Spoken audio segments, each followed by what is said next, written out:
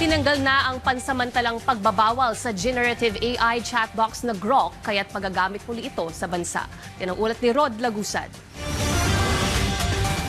Posible pa ring maba ng generative artificial intelligence chatbot na Grok kahit na tinanggal na ang pagkakaba nito sa bansa. Ayon sa Cybercrime Investigation and Coordinating Center, malinaw ito sa Grok. Binigyang din ni CICC Acting Executive Director Undersecretary Renato Paraiso na mahigpit nilang binabantayan ng Grok.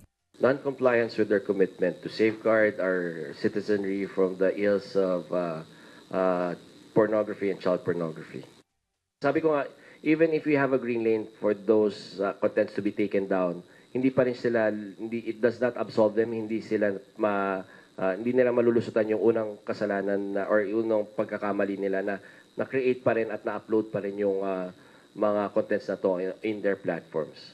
Anya kasama si DICT Secretary Henry Aguda, National Telecommunications Commission at National Privacy Commission ay nakausap nito ang mga opisyal ng XAI ang may-ari sa likod ng Grok. Dito ay pinaliwanag at nag-demonstrate ng mga safeguard na ipinatutupad nito. Matapos ito, pumayag sila na tanggalin na ang ban ng Grok sa bansa. Wala pang isang linggo nang tinanggal ang pagkakablock sa bansa ng Grok.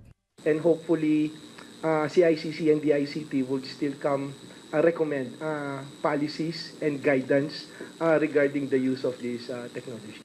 Samantala, nakikita ng Whoscall app ng Gogolok, isang trust tech firm na katuwang ng CICC, ang pagbaba ng mga SMS scam at call scam ngayong taon. Scammers and fraudsters will continue to actually proliferate in the cyberspace. So what does that mean? So they will continue to be there in all of your social media channels, ando doon yan, and then digital platforms.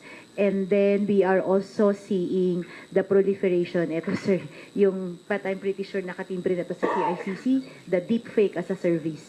Kaugnay nito, bubuo ang CICC ng Scam Safe, platform para maiwasan ang pagkakaroon ng mga scam incidents. We are collating all the data of scammers, numbers, URLs. We put them in a single database. And then, yung public will have an interface na kung saan nakuquery nila yung database na yon. So, nai-inform sila, ito bang nag-message sa akin na may offer, legit or scam? Kasabay nito, malaking tulong dito ang patuloy na pag-report ng publiko sa mga scam. Rod Lagusad para sa Pambansang TV sa Bagong Pilipinas.